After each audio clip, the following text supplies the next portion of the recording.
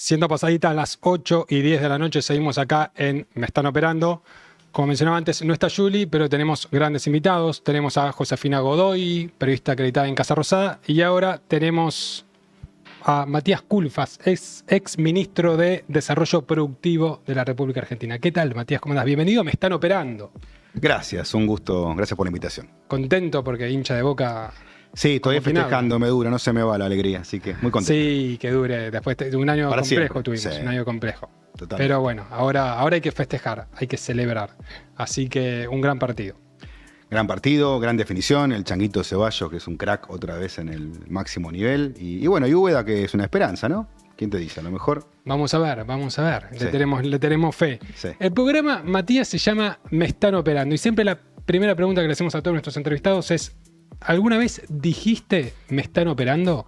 Obviamente hablando en términos mediáticos, ¿no? Porque Pero a veces responden, viste, se olvidan de lo mediático y van a, sí, me operaron de tal cosa. No, en términos mediáticos, porque fuiste ministro de la escuchame, Nación. vos te acordás que fuimos un gobierno de una interna a cielo abierto. Era cosa de todos los días, lamentablemente, ¿no? No sabía que veníamos a recordar esos tiempos duros. El gobierno de Alberto tenía más internas que el gobierno actual de Javier Sí. Milei, porque se habla de muchas internas acá. Absolutamente. Sí, más Lamentablemente, sí. más internas que el de Milei. Sí, por lejos. ¿Por qué tanta interna? ¿Por la pica Cristina Alberto? Bueno, ¿O los medios decían más de lo que realmente pasaba? no, ¿O pasaba más de lo que los medios decían? Los medios replicaban lo que pasaba en la realidad. De hecho, había permanentemente operaciones, dimes, diretes. No había nada que se ocultara. Vamos a decir las cosas como son. Lamentablemente, digo, no me parece que no fue bueno y parte de los resultados limitados que tuvo ese gobierno se expliquen por esto. No todo, por una parte es eso. ¿Cuál es el análisis que haces de esos año y medio, casi 2 años que estuviste como ministro? 2 años y medio estuvo. 2 años y medio, bueno. Fue mucho un montón. más. Sí, fue un montón. Y aparte con la pandemia, con lo cual Sí. eso fue muy, muy intenso. No, ¿qué balance? Bueno, creo que está a la vista. Creo que es un gobierno que quedó como a mitad de camino.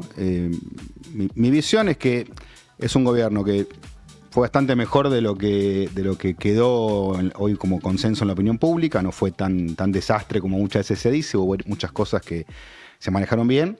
Pero claramente estuvo lejísimo de las expectativas que había generado, ¿no? Sobre todo por esta indefinición donde había un presidente que iba para un lado, después una vice que iba para otro, y bueno, y esto realmente llegó a trabar el gobierno en muchas áreas. ¿Qué te pareció lo que dijo? Y también la invito a la cola a preguntar cuando quieras. Sí. ¿Escuchaste lo que dijo ayer Alberto Fernández? La No, entrevista. No, la verdad que no, pero por este motivo, la verdad que vi el partido, sé que habló, Claro. habló, me Terminó a las enteré. 6 de la tarde el partido. Igual. Sí, bueno, yo me fui a festejar con mis amigos. ok. La verdad que no insisto, Sí. no es que le esté esquivando el bulto. Sí. Sé que habló, vi algún recorte suelto, pero no escuché todo el reportaje. Y la razón es esta: estuve todo el domingo abocado al superclásico. ¿Hablás con Alberto Fernández o después de tu No, paso por la hace gestión pública? mucho que no hablo, hace bastante. Ok, y te iba a preguntar con respecto a tu etapa como ministro, para ir cerrando un poco eso, ¿cuál crees que fue el peor momento que tuviste en ese paso en la gestión pública? No, yo creo que fueron varios. El tema, te insisto, ¿no? Mi impresión es que estábamos trabajando con un programa económico que, bueno, lo que buscaba era, primero, normalizar algo muy complicado que se había heredado de la gestión Macri, un problema de sobreendeudamiento y una economía que estaba en una recesión. Sobre esto, la pandemia, con lo cual nos obligó, digamos, marzo del 2020 hasta fines de ese año, fue dedicarse full time a algo que no estaba en los papeles de nadie, ¿no? Que era, bueno, cómo trabajar una economía que está funcionando a media máquina, que hay que tomar protocolos, que hay que de a poquito ir volviendo a la normalidad. El paquete de ayuda, hicimos un programa que se llamó ATP, que lo diseñamos e implementamos en 30 días y pagamos los sueldos de la mitad de los trabajadores formales. Digo, fueron cosas realmente que muy importantes. Algún día creo que serán valoradas con el tiempo como corresponde y no con el momento tan duro que se vio. Pero dicho esto, los momentos duros fueron justamente cuando lo que uno veía era que a todas las complicaciones que obviamente había en la Argentina, había que además enfrentarse día a día a problemas internos, a disputas, a operaciones. Eso creo que fue lo malo y no es que fue un ratito, fueron varias veces que pasó esto. No, a mí me parece una pregunta chiquita. Sí, dale, obvio, metete. Viste que ayer también, bueno, no viste, pero te cuento. Ayer también a Alberto Fernández le preguntaron por el momento en el que varios ministros le renunciaron. Entre líneas, habló de Cristina Kirchner y de esta interna que se veía en Casa Rosada. ¿Cómo viviste vos ese momento? ¿Y qué se decía? O sea, ¿por qué pasó eso? ¿Cómo se articuló esto de, bueno, chau, presento la renuncia, presento la renuncia, presento la renuncia? No, se vivió horrible. Imagínate enterarte de algo tan importante por los medios. Fue así. Claro, era todo... De repente un par de ministros a través de sus oficinas de prensa anuncian la renuncia y yo estaba trabajando en la Casa Rosada en ese momento y empezamos a recibir la información. Justamente nos iban informando diferentes áreas de prensa. Creo que fue algo muy nocivo, muy malo para ese gobierno. Creo que ahí en algún sentido se terminó cierta cohesión que existía y lo que vino fue todo en declive. ¿Y crees que vos escribiste un libro que se llama Los tres kirchnerismos? Sí. ¿Crees que ese libro te jugó te jugó en contra con respecto a la opinión, a tu desembarco como ministro de la Nación y la opinión de Cristina con respecto a vos y demás? Mirá, yo nunca lo hablé esto con ella, pero bueno, ella dijo públicamente que consideraba que ese era un libro que había sido escrito en contra de ella. Y la verdad que es un libro que hace un balance de la denominada década ganada, del periodo de los 3 periodos de gobierno kirchneristas, con un balance que es positivo, también es crítico. Yo no, digamos, estoy lejos de ser un antikirchnerista o una persona que hace una mirada crítica, negativa de ese periodo, pero también señalo que hubo errores importantes, ¿no? En particular, en el último gobierno, creo que haber puesto el cepo cambiario fue algo muy, muy nocivo para la Argentina y lamento que todavía al día de hoy se siga discutiendo que el cepo es una buena alternativa para gestionar el mercado de cambios. Creo que una cosa es hacer algo tan extremo por un periodo breve, pero no podés mantenerlo en el tiempo. Entonces, efectivamente, creo que hubo una mirada negativa respecto a ese libro, pero te vuelvo a decir, yo no es que escribí el libro para molestar a nadie, sino para hacer un balance que, insisto, tiene cosas buenas y cosas malas. No es que es todo negativo para nada, en absoluto. ¿Y el gobierno de Alberto fue el cuarto gobierno kirchnerista? No, ese gobierno fue un gobierno que quedó híbrido, que fue ni chilla ni limonada. Porque si vos mirás justamente el arranque y los planteos que se hacen, es algo distinto. Es algo que lo que busca es aprender de algunos errores. Y en ese sentido tener una política que buscaba, por ejemplo, desde el punto de vista energético, evitar que otra vez se acumularan subsidios a troche y moche, que terminaban siendo subsidios pro ricos, que terminaban beneficiando a un montón de hogares que no necesitaban ese tipo de apoyo, que se buscó plantear otro tipo de política industrial, otro enfoque de política macroeconómica, pero después lo que nos encontramos es que se trabó todo, porque a modo de ejemplo, ¿no? Cuando sí, se dijo, tenemos que acomodar las tarifas, no para eliminar los subsidios, sino para focalizarlos en los hogares que lo necesitan. Bueno, hubo un subsecretario que dijo, no, esto no va, se le pidió que renuncie y no renunció, y el gobierno estuvo trabado 1 año y medio discutiendo algo tan básico, tan, hasta diría, obvio, que es los subsidios tienen que ir para los hogares pobres, no para los hogares ricos ni para los hogares de clase media que estaban recuperándose. Porque la economía argentina del 2021-22 era una economía muy dinámica, porque después de lo peor de la pandemia, de lo que significó la cuarentena, la gente, ustedes se acuerdan, salió masivamente a consumir a los restaurantes, quería estar en la calle, quería volver a estar funcionando activamente, las empresas volvieron a tener una actividad económica muy fuerte, con lo cual lo que tiene que hacer el gobierno no era alimentar todo eso con más déficit fiscal, sino al revés, ir reduciendo el déficit fiscal. Y cuando llegó un momento que iba en esa dirección, apareció esa famosa carta de Cristina que ustedes recuerdan, donde decía que el gobierno estaba subejecutando el déficit, una cosa medio extraña. Y lo que terminamos es en una situación híbrida donde, insisto, creo que lamentablemente Alberto ni terminó jugándose por lo que supuestamente él creía, por su equipo económico, ni tampoco se juntó con Cristina y dijo, bueno, replanteemos todo, vamos por el lado que vos me estás planteando. Entonces quedó una cosa que fue híbrida y que terminó dando resultados ambiguos que no dejaron satisfecho a nadie, en especial al pueblo argentino. ¿Y por qué pasó eso? De que Alberto no se termina generando, digamos, si se quiere, el albertismo, no se la termina jugando, y por otro lado no se la juega, pero tampoco se junta con Cristina como para apaciguar las aguas. ¿Por qué se quedó en el medio? Bueno, ¿Por qué crees? esa es una pregunta para él, tendría que hacérsela a él. La verdad que, evidentemente, él habrá evaluado que si seguía a fondo se iba a pelear con Cristina y que eso iba a ser irreconciliable y que eso iba a poner en riesgo su gobierno. Me imagino, ¿no? Pero yo la verdad que no quiero a esta altura de la vida estar interpretando. Claro. Lo que quiero sobre todo es entender dónde estuvieron las fallas, no para estar señalando a nadie, sino porque lo que veo es un problema de futuro. Es decir, hoy el peronismo le está regalando el futuro a Milei y eso me parece que es malísimo para el país y para el pueblo argentino. Justo te iba a preguntar por eso, la interna del PJ, que hoy se está hablando también mucho de eso. ¿Por qué crees que hoy en día el PJ está así? Y también, ¿qué crees que falló para que hayan perdido las elecciones legislativas y sobre todo en la provincia de Buenos Aires, que era un lugar hasta en los que los libertarios decían gana el kirchnerismo y no ganó? Para mí lo que falló fue esto que acabo de decir, que el peronismo se quedó sin futuro. Todas las reflexiones del peronismo, obviamente no tienen autocrítica, eso desde luego, pero además, peor aún, no tienen proyecto. Vos mirás un montón de dirigentes y te hablan de la década ganada, claro, que ahí estábamos mejor. Y bueno, a ver, es un pasado que está cada vez más lejano. No hay renovación, digamos. Pero además digo, realmente, yo hablo con un montón de chicos, gente joven. Para muchos no existe eso. No lo vivieron, no saben qué es, no tienen referencia. Y también lo que sí vivieron es un 2023 donde la gente iba al supermercado barrial y lo que se encontraba era que había 3 remarcaciones por mes, lo cual es una locura. Entonces, lo que ven ahora es una economía que no le da mucha perspectiva de futuro, pero donde la inflación bajó, eso es indiscutible, claro. Hay como una mejor perspectiva. Entonces, Milei promete un futuro mejor con un logro bajo la manga, que es indiscutible. Frente a esto, el peronismo no tiene nada.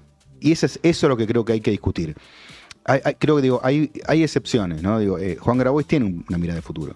Juan Grabois te dice, lo ha dicho públicamente, que cada argentino tenga un terrenito, que no va a haber empleo en el sector privado, entonces vamos a crear cooperativas de trabajo. No me parece muy seductor ese proyecto, pero digo, es un proyecto por lo menos. Y por lo menos está como confiado de lo que dice, ¿no? Digamos, va adelante con ese camino. Yo lo que planteo es, el peronismo tiene que ponerse muy firme en 2 cosas. Primero, en que va a sostener la estabilidad. Si Milei la consolida, bueno, la va a sostener. Si no la consigue, va a ir por una estabilización, para una inflación baja sostenida en el tiempo. Pero además le tiene que ofrecer al pueblo lo que no va a conseguir Milei, que es un proyecto productivo, que es realmente que Argentina pase rápidamente de 6 a 8 millones de trabajadores en el sector privado formal, puestos de trabajo de verdad, con un plan productivo, industrial, tecnológico, agrario, minero, etcétera. Y también a formalizar, a tener su propia reforma laboral, que no es la de Milei, pero que tiene que ser fundamentalmente un régimen donde las empresas micro, pequeñas, como estas, como tantas que hay en Argentina, que tienen un laburante, 2, hasta 10, a veces hasta 20 trabajadores, tenga un régimen especial que permita tener a gente en blanco de manera fácil, barata, ágil. Bueno, todo eso es lo que, digamos, hay 4 millones de trabajadores que están en negro. Bueno, la mitad hay que formalizarla rápidamente. Y con esto digo, el peronismo podría prometer con cosas serias, con datos reales, ir de 6 a 10 millones de trabajadores en el sector privado formal. Y esto me parece que sería algo sumamente novedoso, dado el estancamiento que tiene el empleo privado desde hace muchos años, vamos a decir claramente, hace 14, 15 años que el empleo privado no crece. El PBI de este año es prácticamente igual al del año 2011. No hay casi variación, con lo cual por habitante tenemos 10% menos de producto. Es decir, hay que hacer cambios realmente muy significativos y nuevamente el desafío del peronismo es mirar para adelante, no quedarse con tortícolis y mirando para atrás. En esa renovación hablas profundamente de Juan Grabois y ayer, por ejemplo, Alberto también mencionó a Axel Kicillof. ¿En qué lugar lo pones a Kicillof de esa renovación? No lo sé. Es una incógnita. Kicillof hace 2 años hizo ese comentario estimulante de las nuevas canciones y después nunca más habló del tema. Fue muy criticado por ciertos sectores y hasta el día de hoy no conocemos realmente qué es lo que piensa. De hecho, ustedes fíjense, el 7 de septiembre fue el gran ganador de la elección de la provincia de Buenos Aires. tuvo el escenario solo para él. Si miramos la siguiente semana, el gobierno totalmente destruido. Sí, perdido, no sabía qué hacer. Groggy como Rocky después del segundo round. Y todo el arco mediático hablando con Kicillof, preguntándole, y no dijo nada. No tiró una sola definición. Era el momento de empezar con los acordes, los primeros acordes de las nuevas canciones.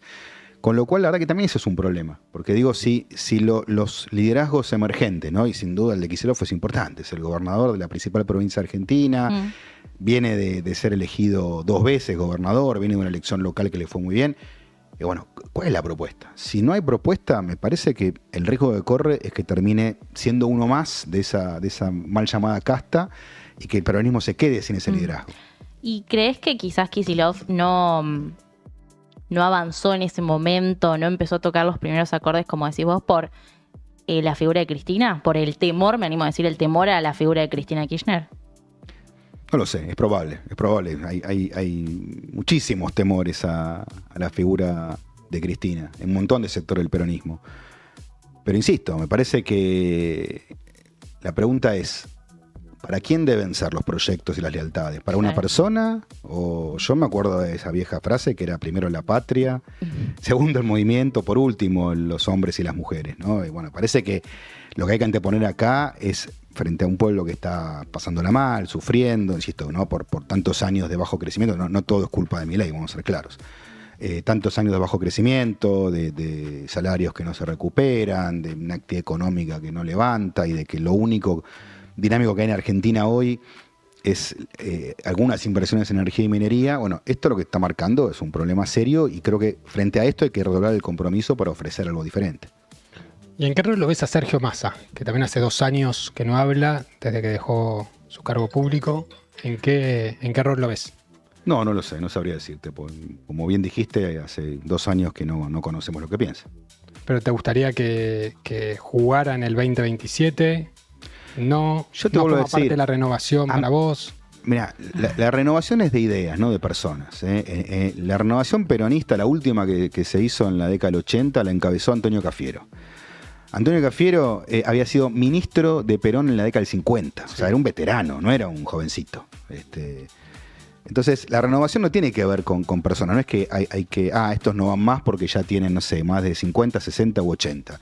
Lo que importa justamente es qué ideas se plantean. Y eso puede sumar un montón de gente. Entonces, a mí la verdad que el debate, por eso te digo, el debate de las personas me aburre, no tengo ganas. No me interesa participar de esa discusión. Sí me interesa la idea, por eso te decía, lo de Grabois no lo comparto, pero bueno, respeto que alguien esté pensando algo distinto. Y creo que lo que necesita el peronismo es un debate honesto donde haya 8 o 10 miradas de ese tipo que se puedan confrontar y llegar a una síntesis. Y si no hay síntesis, que se parta. Pero seguir manteniendo esta unidad de cotillón, ¿no? Una ilusión. Es una unidad que es como una vasija toda rota que la tenés pegada con plastilina, con poxipol, y que da la idea de que está unida, pero no está unida. No hay unidad. ¿Para vos es más sano que se parte el peronismo? En vez de que esté... Para mí lo más sano es que haya una síntesis. Que realmente, cuando digo una síntesis es, mirá, nosotros 3 nos juntamos, discutimos, no estamos de acuerdo en todo, pero nos pusimos de acuerdo en 5 puntos. Eso los defendemos a muerte. Y después tenemos otros 5 puntos donde tácticamente decimos, mirá, aunque no estemos de acuerdo, vamos a ir para este lado. Y vamos todos para ahí. Y no es que después por lo bajo, como diría este programa, te opero y digo, no, pero lo que dijo fulanito está mal. Eso es así funcionan las fuerzas políticas, que lo que significa convivir en la diversidad, que es un discurso hermoso, muy simpático, pero tiene que tener estos ejes, ¿no? Un debate honesto, un respeto, un compañerismo. Si no hay compañerismo, no hay unidad posible. Claro. Hace unos días, justo hablando de las ideas, hablaste con La Voz y dijiste que el peronismo no tiene que ver al campo, a Galperino, a la minería como enemigos. ¿Por qué crees que los ven como enemigos y agarran estas banderas de ir a muerte contra Galperín, el campo, la minería? Primero por algunas visiones viejas, que creo que no han sido debidamente actualizadas. Por ejemplo, esto de pensar el campo, la vieja oligarquía terrateniente, claro, sin entender cómo funciona el campo, quiénes son los productores, quiénes son los exportadores. Bueno, hay una confusión tremenda. Y segundo, de no entender que es un sector importantísimo. No solo por los dólares que genera, que son sin duda muy significativos, sino también por el empleo que da en un montón de pueblos, por las concatenaciones que tiene y por lo muchísimo más que podría dar. A ver, Julián Domínguez hace unos cuantos años lideró un programa agroindustrial que se ponía como meta llegar a 200 millones de toneladas. Estamos en 140 hace rato. Es decir, bueno, evidentemente hay un problema serio ahí. Y después, bueno, creo que el peronismo también ha sufrido ese síndrome, digamos, de elegir enemigos como una manera de acumular políticamente, ¿no? Que también lo hace Milei, sí. Lo hacen un montón de sectores, de polarizar y de esa manera, en esa grieta, sentir que estás acumulando. De todas esas discusiones, la de Galperín me parece de las más absurdas, ¿no? Porque, a ver, yo no quiero personificar, de hecho a mí Galperín me irrita bastante cuando tuitea, no me gustan las cosas que dice, no coincido, hasta me parece insólito las cosas que dice. Pero yo separo el personaje de Twitter con lo que es la empresa Mercado Libre, que ha permitido una fenomenal inclusión financiera y un montón de pequeños emprendimientos que acceden al crédito, que acceden al sistema de pagos, que se han bancarizado con un método alternativo y muy accesible.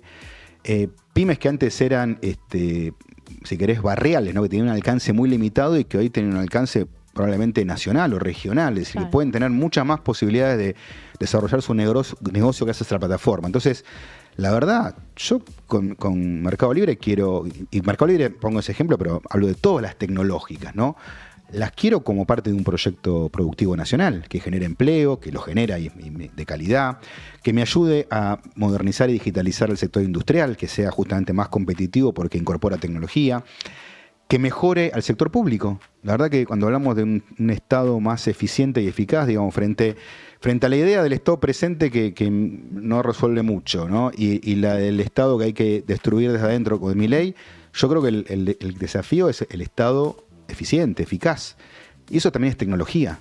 Es, por ejemplo, que podamos tener tecnología para definir, cruzando datos, cómo está cada uno de los 16 millones de hogares de Argentina. Entonces, de esa manera, en lugar de estar dando una ayuda alimentaria acá, un subsidio energético por acá, bueno, poder consolidar eso y saber dónde focalizar quién necesita la ayuda. Y donde no se necesita, ahorrar recursos, ¿no? Entonces pasamos de subsidiamos a medio mundo y perdemos un montón de plata, o Milei, o en su momento Macri, eliminando de cuajo los subsidios, generando un problema muy serio en un montón de hogares que lo necesitaban. Entonces, yo creo que hay una discusión que hay que darla de otra manera, hay que darla con objetivos, no con personas, ¿sí? Y lo último respecto a la minería, lamentablemente hay mucha gente en Argentina que por, bueno, creo que desviaciones ideológicas o desconocimiento, adoptó un discurso antiminero, que la minería contamina. Lo vimos en Chubut, ¿no? Fue un escándalo.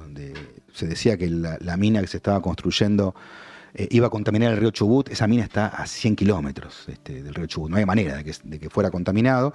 Bueno, hubo mala información, un mal manejo en su momento por parte del gobierno provincial. Ahora, la minería es importantísima. Es más, todos los que se llenan la boca hablando del cambio climático, transición ecológica, bueno, para eso hace falta minerales. Necesitamos litio, necesitamos cobre, necesitamos un montón de metales para esa transición. Entonces, la minería es una actividad económica muy importante que puede generar mucho empleo, más aún si desarrollamos todas las cadenas de valor que hay en torno a este sector. Y bueno, en este sentido también, el peronismo, en lugar de estar peleándose, lo que tiene que tener es una idea clara y claro, negociar con el sector las mejores condiciones para que ese desarrollo vaya en beneficio del desarrollo del país. Te quiero llevar a Javier Milei. ¿Qué análisis haces de su gestión y qué puntaje le pones a su gestión hasta ahora, del 1 al 10? Su gestión me parece muy mala, entre mala y muy mala. Yo no llega al 4, está entre 2 y 3. Sí, obviamente, digo, respeto, reconozco la baja de la inflación, eso es indiscutible. Creo que una receta que ha fracasado históricamente, ya no es la primera vez que se implementa en Argentina, es decir, esto de apertura con dólar barato, es algo que ya viene de la época de Martínez de Oz, de los 90, de Macri, y en general te genera tres cosas: te genera pérdida de empleo, caída del sector industrial y una economía cada vez más endeudada. Creo que esta vez encima lo está haciendo con una cosa muy particular, que es que no tiene dólares, no junta reservas y entonces está pidiendo prestado cada 2 por 3. Es un gobierno con una crisis cambiaria cada 6 meses. Cuando me dicen, no, pero a Milei la está arreglando. Un gobierno que tiene un buen plan económico no está cada 6 meses a los tumbos, ¿no? Hace un año fue el blanqueo la que lo salvó. 6 meses después estaba otra vez contra las cuerdas, lo salva el Fondo Monetario Internacional con un acuerdo rarísimo, que si quieren lo discutimos.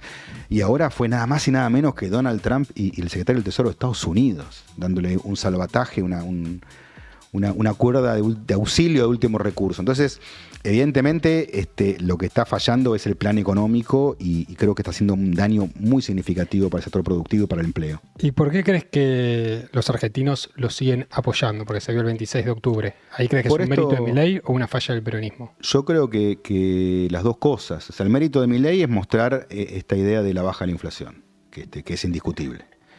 Y creo que lo sustenta sobre todo es la falta de alternativas. Es decir, efectivamente, un montón de gente está disconforme, es lo que dicen todas las encuestas de opinión, pero cuando le preguntás, bueno, ¿y qué alternativa hay? Dice, no hay alternativa, ¿no? Porque te vuelvo a decir, porque el peronismo, en cierto sentido, hizo la plancha. Es decir, puso candidatos para que no digan mucho, para que naveguen esas aguas, sin dar definiciones importantes, pensando que, bueno, que el malestar de la gente por sí solo iba a bastar para que no votaran a Milei. Bueno, no bastó. Por eso digo, creo que lo que tiene que pasar ahora es una renovación fuerte. Y ojo, digo, no solo del peronismo, no solo el peronismo. También creo que esto tiene que generar un replanteo fuerte en otras fuerzas políticas, porque no solo fue derrotado el peronismo en octubre, perdió también Schiaretti en Córdoba, perdió Puyaro, perdió Nacho Torres, perdió el radicalismo de Jujuy. Es decir, me parece que hay una interpelación fuerte a repensar las alternativas que tiene la Argentina. Yo tengo una más y te dejo, Colo, que es cuando dejaste de ser ministro de Desarrollo Productivo, te reemplazó Daniel Scioli. Y hoy, ¿qué pensás cuando lo ves a Scioli, que forma parte del gobierno de Milei? No mucho, no lo veo y lamento mucho la decisión que tomó. Me parece que bueno, está totalmente equivocado, pero bueno, es su vida, no tengo nada para opinar. Ok. Colo. No, también te quería preguntar ahora, con toda esta situación que se está viviendo en el gobierno, que hablan de, bueno, la reelección de Milei, las reformas laborales, tributaria, el presupuesto. Y acá me quiero frenar porque me parece que vos, con la experiencia que tenés en la gestión pública, cuán importante es el presupuesto y si es verdad que de alguna manera sin presupuesto el gobierno puede manejar discrecionalmente las partidas y beneficiar o castigar a determinados sectores. Sí, sin duda. Eso fue lo que hizo el gobierno. Es decir, el gobierno O sea, es algo que se hace. eligió deliberadamente funcionar sin presupuesto todo Bien. este tiempo, porque fue la manera que tenía de no atarse a nada. Y como su objetivo, en definitiva, no era gastar más o redireccionar el gasto, sino más bien ir recortando el gasto, me parece que eso fue funcional y también lo llevó a un punto bastante complejo, ¿no? Como incumplir leyes aprobadas por el Congreso. Pero bueno, todo esto estaba en el aire justamente por la falta de una ley que es una ley fundamental de la nación, que es la ley de presupuesto. ¿Y cómo es el rol de los gobernadores? Hoy en día hay distintos, perfiles de los gobernadores que se acercan a la Casa Rosada, que hablan, que van, que escuchan. ¿Crees que de alguna manera también buscan entender a Milei o buscan resolver sus propias necesidades de las provincias, más allá de que no estén de acuerdo con el presidente y a cambio, bueno, apoyan distintas reformas en el Congreso? Porque digo, los gobernadores en la ley bases, por ejemplo, tuvieron mucho que ver y en los distintos proyectos que sacó el gobierno también. Bueno, a mí me parece que hay que tomar algunas diferenciaciones. Creo que hay gobernadores que están alineados con el presidente, otros que no están totalmente alineados, pero que por ahí comparten algunas reformas que él plantea. La mayoría me parece que no, que tiene otra visión de la Argentina. Pero al mismo tiempo, bueno, todos tienen sus necesidades. Este es un país. Tengamos en cuenta que también el ajuste que ha hecho el gobierno a nivel nacional, lo que implicó es que las provincias tienen que hacer muchas más cosas con la misma plata o con menos plata. Por ejemplo, el tema obra pública. La obra pública lo que significa es que muchas veces el mantenimiento básico de algunas cosas recae en gobiernos provinciales que tienen la misma cantidad de recursos que antes. Pero eso de alguna manera quizás no está bueno para ver que de alguna manera se separe el Estado nacional de los provinciales y decir, bueno, que la provincia genere más empleo, que le dé más lugar al sector privado y deje de depender tanto del Estado nacional, ¿o no? Sí, pero ¿de qué manera? Yo estoy de acuerdo en lo que decís, pero la pregunta es, con este marco macroeconómico, Sí, a ver, las provincias cordilleranas tienen chance. Hay unos 25 proyectos del RIGI que están entre Claro. aprobados o en veremos, que están en 8 provincias. Y sobre todo en 5 o 6, ¿no? Estamos hablando de Neuquén, Río Negro, para la parte energética, y después de San Juan hacia el norte hasta Salta, Jujuy. Minería, sí. Bueno, ahí sí hay más chance que el sector privado empiece a generar empleo. Es lento, no se da de un día para el otro, porque construir un proyecto minero lleva tiempo. Pero sí, ahí creo que va a haber cierto dinamismo. Ahora, el resto, sobre todo las provincias donde hay más población, ¿no? La Argentina es, para bien, para mal, yo creo que Sí. muchas cosas para mal, un país que tiene la población muy concentrada en las grandes ciudades, ¿no? En Gran Buenos Aires, Rosario, Córdoba, Santa Fe. Bueno, ahí no pasa nada, ahí no hay ninguna forma de generar nuevos empleos con la política económica que está planteando este gobierno. Entonces ahí me parece que hay una contradicción muy fuerte entre los deseos de los gobernadores y la realidad que le impone la política de Milei. Ok. Hacemos un ping-pong y vamos cerrando y te agradecemos, Matías. Ping pong, con lo que me gustan los ping pong. Sí. Eso es bueno. Soy eso es malo bueno. para el Sí. ping pong. Por ejemplo, si te pregunto, ¿con qué palabra definirías a Alberto Fernández? Una sola palabra. Sí, creo que es una buena persona. Yo no me quiero sumar al coro de golpeadores de Alberto. Es fácil, no. Es una buena persona, creo que se equivocó un montón. No creo que sea lo que están diciendo en los medios. Veremos qué pasa con... Pero bueno, que los temas judiciales se aclaren, eso espero. ¿Con qué palabra definirías a Javier Milei? Creo que es una persona anacrónica, de otro tiempo. Su mirada de la economía no tiene nada que ver con el mundo actual. Si te llamara Milei, ¿te juntarías a tomar un café y te pide No, sugerencias, no creo. recomendaciones para... No creo, no me gusta el estilo violento y además no está cumpliendo su promesa. Hace pocas semanas dijo, no voy a agredir más, y hoy abro Twitter y veo que lo insultó a Manuel Álvarez Agís por una propuesta que tiró con la que estoy de acuerdo, y recortada, mal explicada. Ahí le habían hecho una operación hablando de los temas que son de este programa. Y la verdad que yo estoy en contra de ese tipo de violencia. Quiero que Argentina pueda discutir sus problemas con argumentos, ¿no? Es decir, creo que la sensatez, la reflexividad tienen que ser revolucionarias en este país, lamentablemente, por esta locura en la que estamos viviendo hace tiempo, y estamos naturalizando esta violencia, lamentablemente. El día de mañana, ¿volverías a la función pública o ya das etapa cerrada? Mirá, no es algo que me desvele en lo más mínimo. Estoy muy contento trabajando en el sector privado, en la academia, en la consultoría, dando clases. No creo que la única manera de aportar a tu país sea en la función pública. Digo, no cierro la puerta, pero no es algo que esté en mis planes inmediatos ni que me desvele. Y algunas de las redes sociales que recién mencionabas, ¿quién es el mejor tuitero político argentino? Qué buena pregunta. Te la debo, no. Consumís Twitter, sí. Sí, pero a ver, sí, pero soy un Han dicho de todo consumidor. acá, Han dicho de ¿A todo. quién le das más likes, claro, en Twitter?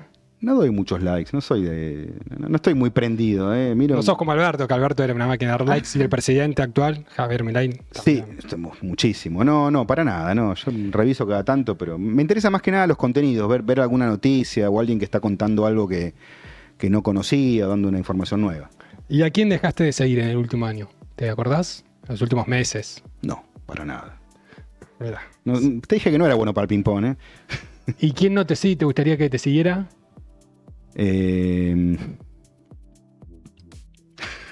¿Algún famoso? ¿Algún famoso? Claro. No sé. ¿Alguna Sí, persona que admire? Cualquier Si querés te mundo? tiro una picante, pero mejor... A ver, dale, tirá. Cristina, ¿te gustaría que te siguiera? No especialmente. Me gustaría que se pudiera charlar con ella, sí, eso seguro. ¿Te gustaría tomar un Sí, café con Cristina? Totalmente.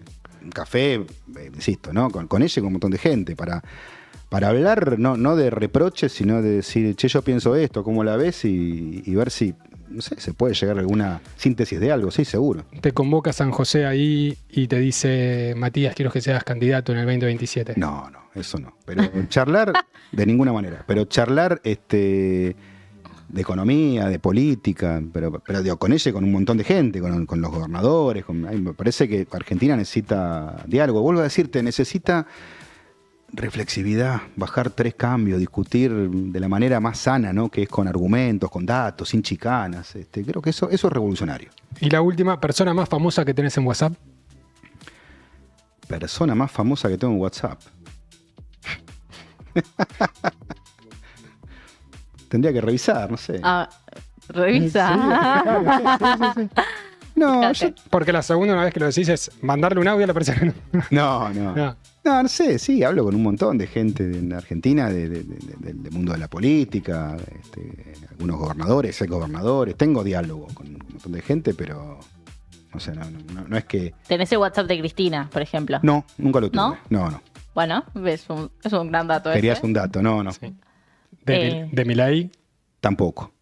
Alberto, obviamente, claramente sí. Bueno, ¿la pasaste bien?